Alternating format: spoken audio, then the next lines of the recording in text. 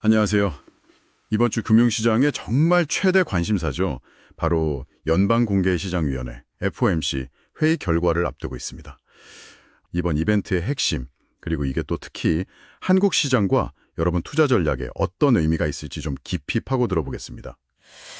네. 오늘 저희 목표는요, 이 자료 속 신호들을 좀 명확히 읽어내고 또 실제 투자에 도움이 될 만한 점검 포인트들, 이걸 좀 구체적으로 정리하는 겁니다.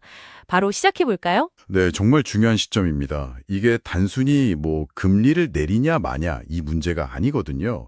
그보다는 연준이 앞으로 어떤 경로를 생각하는지, 또 물가에 대한 시각 변화 같은 거, 이런 미묘한 신호들이 시장 전체를 움직일 수 있습니다.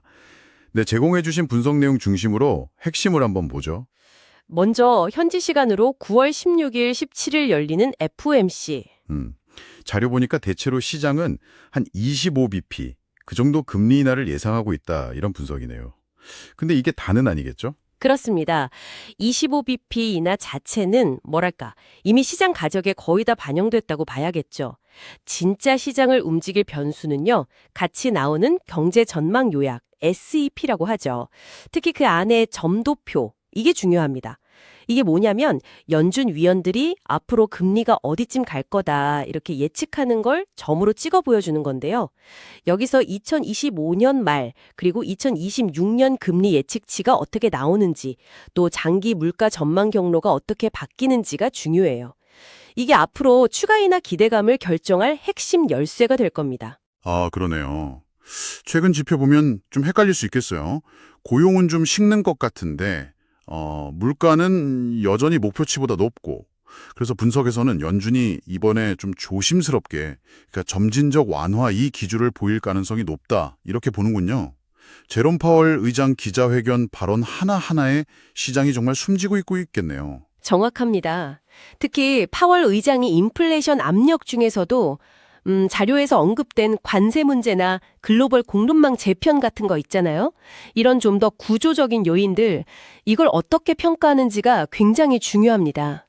만약에 이런 요인들 때문에 물가가 잘 안 잡힐 것 같다, 이렇게 판단해서 점도표상 물가 전망치를 올린다거나 아니면 그 장기 중립금리 추정치 자체를 올려버리면 그럼 시장은 이걸 고금리가 생각보다 더 길어지겠구나, 이런 신호로 해석할 수 있거든요. 이른바 고금리 장기화, 하이어 풀 롱거 시나리오죠. 그렇게 되면 단기적으로는 성장주, 특히 기술주나 장기 국채 가격에는 좀 조정 압력이 커질 수 있습니다. 근데 여기서 우리가 좀 생각해 봐야 할 점은 이 구조적 요인들이 그냥 일시적인 문제가 아닐 수도 있다는 거예요. 아, 구조적인 인플레이션 압력이 장기화될 수도 있다. 그게 금리 경로 예측을 더 복잡하게 만드는 거군요. 자, 그럼 한국 시장 상황도 좀 자세히 보죠. 코스피 지수가 역사상 처음으로 3,400선을 넘어서 3,407 마감. 이건 정말 인상적입니다. 분석에서는 배경으로 자본시장 과세 관련 정책 기대감 같은 국내 요인도 있고 반도체 업황 개선, 또 글로벌 완화 기대감, 이런 대외 요인들이 같이 작용했다 이렇게 짚어주네요. 네, 여러 긍정적인 요인들이 좀 맞물린 결과로 보입니다. 하지만 여기서 반드시 같이 체크해야 할 게 바로 환율입니다. 최근 원달러 환율 보면 달러가 전반적으로 강세잖아요. 그 가운데서 1385원에서 1395원, 이 좁은 박스권 안에서 움직이고 있어요. 근데 코스피가 더 오르려면 외국인 자금 유입이 필수적이거든요. 이 외국인 수급은 달러와 방향성에 크게 좌우될 수밖에 없고요.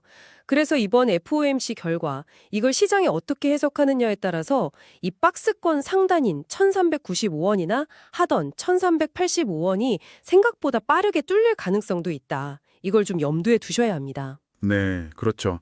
환율이 그렇게 박스권을 이탈할 정도로 변동성이 커지면 특히 수입 원자재나 부품 많이 쓰는 기업들은 비용 부담이 확 커질 수 있겠네요. 실적에도 바로 영향이 가겠고요.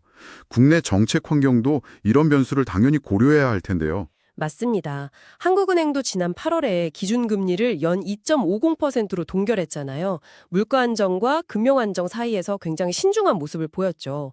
최근에 나온 통화정책 방향 결정 배경 설명에서도 보면 물가 둔화 추세도 보이지만 성장세 약화 신호도 같이 보고 있다, 이렇게 언급했거든요. 결국 미국 연준의 정책 속도가 한국은행이 움직일 수 있는 폭, 이걸 결정하는 중요한 외부 변수인 셈입니다. 만약 이번 FOMC에서 연준이 점진적이긴 해도 완화 방향은 맞다는 신호를 확실히 준다면요. 그럼 한국은행도 앞으로 좀 더 완화적인 통화 정책을 쓸 여력이 생기는 거죠. 미국 증시 자체로 좀 더 시야를 넓혀보면 FOMC 앞두고 좀 숨고르는 분위기지만 S&P 500이나 나스닥 지수가 사상 최고치 근처에 있다는 건 이건 뭐 아직 시장은 연준의 완화 기대감이랑 그래도 기업 실적은 괜찮을 거야. 이 조합을 아직 믿고 있다. 뭐 이런 뜻으로 읽히네요. 네, 기본적인 시장 심리 자체는 아직 긍정적인 편이라고 할 수 있습니다. 하지만 단기적인 변동성을 자극할 요인들도 여전히 있어요. 예를 들면 주요 기술 기업들이 앞으로 실적 전망, 가이던스라고 하죠. 이걸 어떻게 내놓는지, 또 미국뿐 아니라 유럽 같은 데서 빅테크 기업 규제 움직임이 어떻게 구체화되는지, 그리고 소비 경계로 보여주는 소매 판매 지표 결과 같은 것들, 이런 게 시장의 단기 등락을 유발할 수 있습니다. 특히 분석에서도 지적했듯이 특정 빅테크 기업에 대한 해외 규제 관련 뉴스가 나올 때마다 시장이 좀 예민하게 반응하는 경향이 있어요. 섹터별로는 그럼 어떤 점을 좀 주목해 보면 좋을까요? 분석 내용을 보니까 앞으로 금리가 내려갈 가능성에 무게를 둔다면 상대적으로 배당 매력이 높은 리츠나 유틸리티, 통신 같은 금리 민감 업종들, 여기에 관심을 가질 만하다 이렇게 보고 있고요. 동시에 반도체 업황 회복 기대감으로 메모리나 후공정 장비 관련주도 여전히 유망하게 보고 있네요. 네, 근데 반대로 생각해 볼 지점도 명확히 제시하고 있어요. 만약 FOMC 결과가 시장 기대보다 매파적이어서 장기금리가 다시 오른다. 그러면 그동안 기대감으로 주가가 많이 올랐던 일부 고평가 성장주들, 이런 것들은 밸류에이션 부담이 커질 수 있다는 점이죠. 채권 시장 역시 점도표 결과에 따라서 방향이 정말 극명하게 갈릴 수 있습니다. 점도표가 예상보다 매파적이다. 즉, 긴축을 선호하는 쪽으로 나오면 미국 장기 국채 금리가 오르고 달러가 강해지면서 신흥국 통화에는 부담을 줄 수 있고요. 반대로 비둘기파적이다, 완화를 선호하는 쪽으로 해석될 만한 결과가 나오면 장단기 금리가 안정되면서 주식 같은 위험 자산에 대한 투자 심리가 다시 살아날 수 있습니다. 자, 이제 전문 실질적인 부분으로 넘어가 보죠.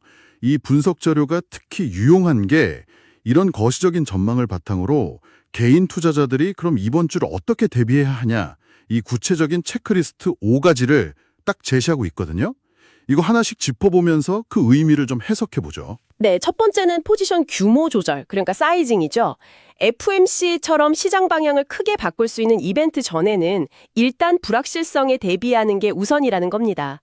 과도한 레버리지 사용은 좀 자제하고 예상과 다르게 움직일 때 손실에 제한할 손절 라인, 또 목표 수익을 실현할 익절 기준, 이걸 미리 명확히 세워두는 방어적인 접근이 필요하다는 조언입니다. 이벤트 결과가 나오고 나서 시장 방향성이 어느 정도 잡혔을 때 그때 가서 확신에 따라서 비중을 조절하는 게 리스크 관리 차원에서 더 현명할 수 있다는 거죠. 네. 두 번째는 투자 기간, 듀레이션 분석 전략이네요. 주식만 아니라 채권 ETF를 활용해서 포트폴리오 전체 안정성을 높이는 방안인데요.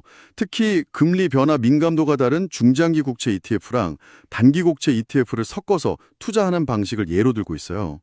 여기서 흥미로운 점은 FOMC 결과, 특히 그 점도표 해석에 따라서 어떤 듀레이션의 채권이 더 유리할지가 달라질 수 있다. 이런 분석입니다. 예를 들어 연준이 생각보다 매파적이다. 그러면 금리 상승 위험에 덜 노출되는 단기 듀레이션 채권이 상대적으로 안전하고요. 반대로 비둘기 파석이다. 그러면 금리 하락 시 가격 상승폭이 더 큰 중장기 듀레이션 채권의 매력이 부각될 수 있다. 이런 논리죠. 이 전략의 필요성입니다. FOMC 이후에 달러가 다시 강세를 보일 가능성, 이거 배제할 수 없거든요. 그래서 미국 주식이나 채권 같은 달러 자산 비중이 높은 투자자라면 환율 변동 위험 관리를 위해서 부분적으로 환해지를 고려해 볼 필요가 있다는 겁니다. 분석에서는 구체적인 실행 규칙 예시까지 제안하는데요. 예를 들어서 원달러 환율이 최근 박스권 상단인 1395원 근처를 넘어가면 단기적으로 해지 비중을 늘리고, 반대로 박스권 하단인 1380원대를 밑돌면 해지 비중을 줄여나가는 식, 이런 규칙 기반 접근을 권장하고 있습니다. 네 번째는 한국 주식시장에 대한 구체적인 접근법이군요. 크게 두 가지 바스켓 전략을 제시하고 있어요. 하나는 여전히 유효한 반도체 업황 개선 기대감. 이걸 따라서 관련 장비나 소부장 기업들을 묶는 경기 민감주 바스켓. 다른 하나는 앞으로 금리가 내릴 때 수혜가 예상되는 고배당주나 리츠 같은 걸 담는 금리 하락 수혜 바스켓. 다만 여기서 중요한 강조점은 두 전략 모두 최근 시장 상승에 따른 단기 변동성 확대 가능성, 이걸 염두에 두고 한 번에 다 사지 말고 분할 매수하고 이익 실현도 분할해서 하는 원칙을 지키라는 겁니다. 코스피 3,400 돌파 자체는 긍정적이지만 지수가 새로운 레벨로 갈 때는 기술적인 조정이 따를 수 있다는 점, 이걸 잊지 말아야 한다는 거죠. 마지막 5번째는 현금 비중과 기회비용에 대한 고려입니다. 이론적으로 보면 금리 인하 사이클이 시작되면 현금을 그냥 들고 있는 것의 기회비용, 그러니까 다른 데 투자했을 때 얻을 수 있는 수익을 포기하는 대가가 커지니까 현금 비중을 줄이는 게 맞는데요. 근데 이 분석은 아직 연준의 정확한 인하 경로가 불확실하다는 점을 강조합니다.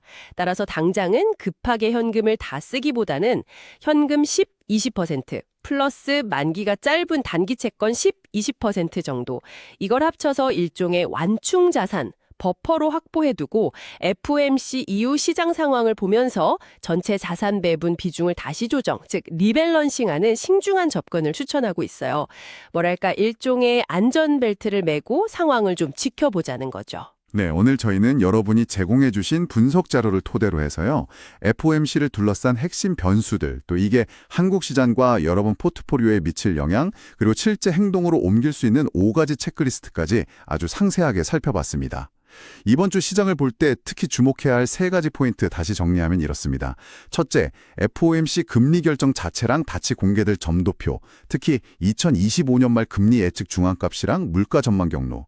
둘째, 파월의 의장이 기자회견에서 어떤 톤으로 말하는지, 특히 구조적인 물가 위험이나 관세 문제, 성장 둔화 가능성, 여기에 대해 어떤 평가를 내놓는지. 셋째, 국내 시장에서는 코스피 지수가 3,400선 위에서 안정적으로 움직이는지, 그리고 원달러 환율이 그 1,385원에서 1,395원 박스권을 어느 방향으로 이탈하는지 여부입니다. 그렇습니다. 이 3가지가 서로 맞물려 돌아가면서 앞으로 몇 주간 자산 시장의 방향성을 결정짓는 중요한 동력이 될 겁니다. 이 분석 자료가 바로 그 길잡이 역할을 해줄 수 있을 거라고 봅니다. 여기서 마지막으로 한 가지 더 생각해 볼 질문을 던져봅니다.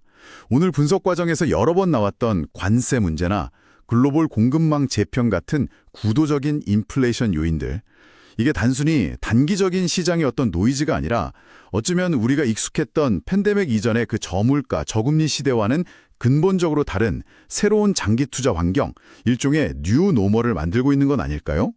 만약 그렇다면 단기적인 대응을 넘어서서 우리의 장기적인 자산 배분 전략 자체를 어떻게 수정해야 할지, 이 질문을 한번 가지고 시장을 바라보시면 더 깊은 통찰을 얻으실 수 있지 않을까 생각합니다.